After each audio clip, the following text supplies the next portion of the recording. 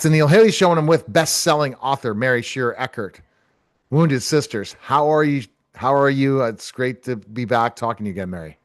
I'm doing pretty good. I'm doing pretty good. I have a upcoming date tomorrow that is very hard for me to talk about, Hmm. but I think I need to talk about it, Neil, because I want to be real about everything, especially like in Wounded Sisters. I want to write about what is real.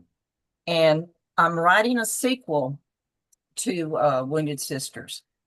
And the sequel is going to be dealing with the subject of grief.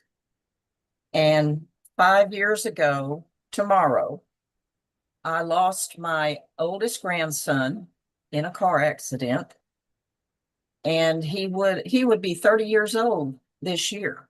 Oh my goodness. And the grief I went through was so incredibly hard.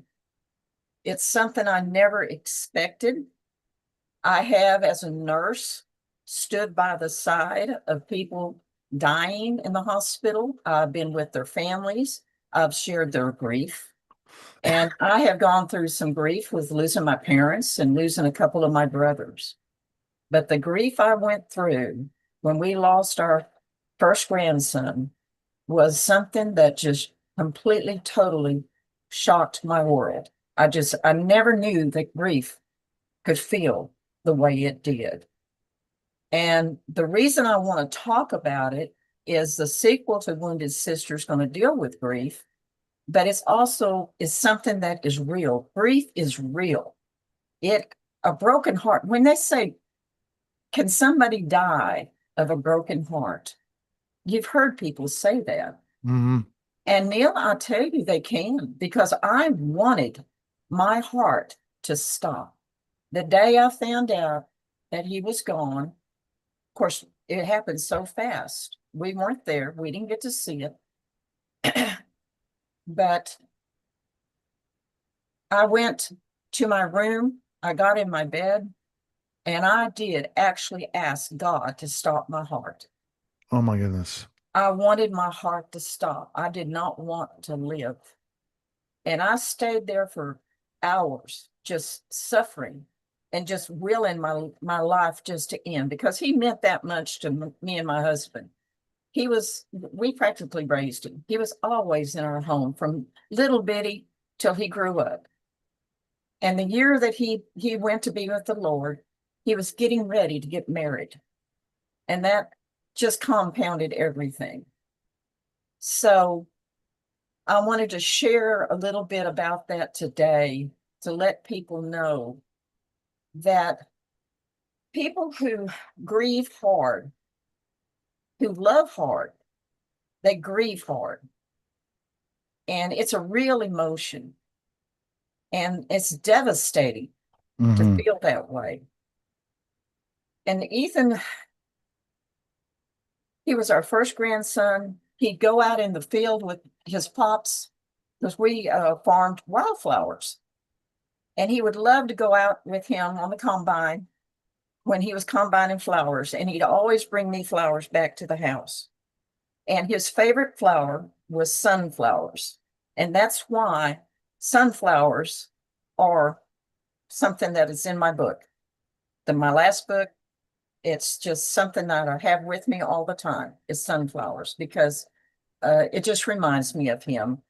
And in Wounded Sisters, it talks about the theme for the retreat up at Fort Davis, the Christian Women's Retreat.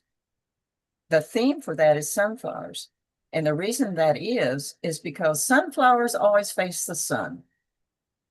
And in the book, I have that theme because the wounded women that are in there, Mamie tells them, she's the head of the retreat. She tells them, wounded sisters face the sun, and the sun is SON. You turn towards Christ for your healing. And there's 5 stages of grief. There's denial, which I went through. I just didn't want to believe it. And then there is anger. And I did go through that. I was so mad at God for taking him away from us. I didn't want anything to do with God anymore.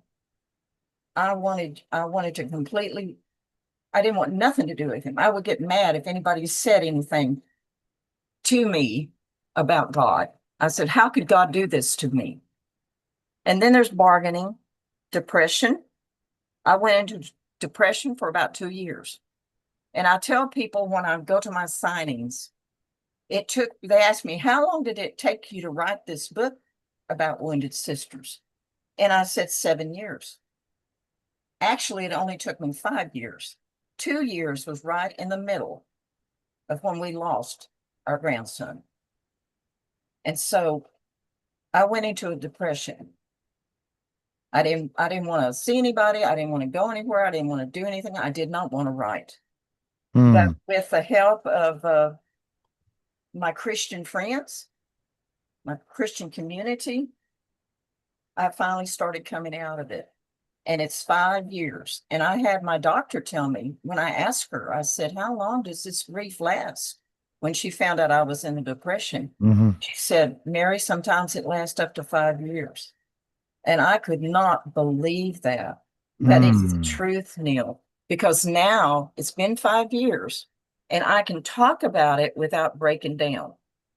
But I do know that I will see Ethan again. I do believe that because my faith is what brought me through. And Wow. I don't think I would ever recovered from our grandson being gone if it hadn't been for faith. And my prayer, because he'd always come to the back door and he'd say, hey, Nani, just like that. And I can still hear his voice. And my prayer is that one of these days when I get to heaven, he'll come running up to me and he'll say, hey, Nani, what took you so long? And I'll know it's him. Oh, that's But so I cute. will see him again and I will go on. But in this next book, uh, the sequel to Wounded Sisters, I am going to address grief. And I don't think anyone can truly talk about grief to the extent that I went through unless you've been there. You know, you can tell people, hold their hand, it's going to Hmm. be better, it's going to be okay, and tell them that, going through grief is like a roller coaster. You go from anger to denial to bargaining back and forth Hmm. until the very end, which is acceptance. Accepting the fact that this has happened, but it's not the end. And tomorrow, I'm going out to his resting place. He was buried on his daddy's ranch, and I call it his resting place. I do not call it his grave. His Hmm. grave is so final. I call it his resting place. And I'm going to take him a bouquet of sunflowers and lay them on where he is resting and just sit there and I'll be at peace because, like I said, I can talk about it now without breaking down. And it's a process. Grief is a process, and sometimes it's a long process. I know that I went to a grief share group for about maybe a year, Hmm. but I couldn't stay in there because it was just like bringing it up, bringing it up, bringing it up. And I didn't want to do that. Everybody goes through the grief process different. No one goes through it the same way. Hmm. But the beautiful thing about being a Christian and having a deep, deep faith is the Holy Spirit is there to help you every step of the way. I would never have survived this without the Lord in my life and without my Christian friends. And that is so important to me. And I want to bring that out in my next book, The Secret Hmm. to Wounded Sisters. Well, it's definitely powerful. Go to maryshearereckert.com.